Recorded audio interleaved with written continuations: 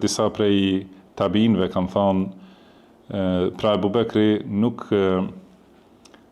për shembull, nuk ka luftu si filani, nuk është vra në rrugt të Allahut ose nuk është plagosur, dhe vepra tjera, do të thënë të dukshme, nuk janë si disa të tjerë prej sahabeve. Mirë po megjithatë, e ka arritur nivelin më të lartë të imanit, e ka arritur pozitën e Siddiqut në dunja, i ka thënë pejgamberi sallallahu alaihi wasallam, dhe ka thënë nëse peshohet imani e Ebu Bekrit me imanin e gjithë ummetit, do të peshohej më shumë imani i Ebu Bekrit. Do të thënë, imani i tij është më shumë se gjysma e gjithë imanit të ummetit pejgamberit sallallahu alaihi wasallam. Edhe kjo është me diçka që ka qenë në zemrën e tij.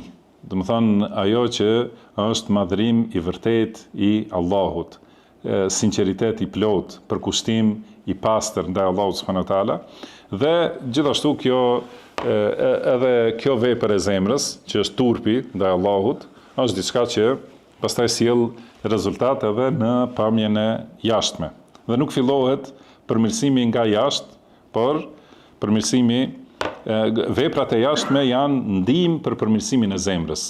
Do të thënë, ato vepra të dukshme janë obligim që njeriu t'i bëjë, edhe përmes tyre të arrijë në pastrimin e zemrës, në lartësimin e shpirtit.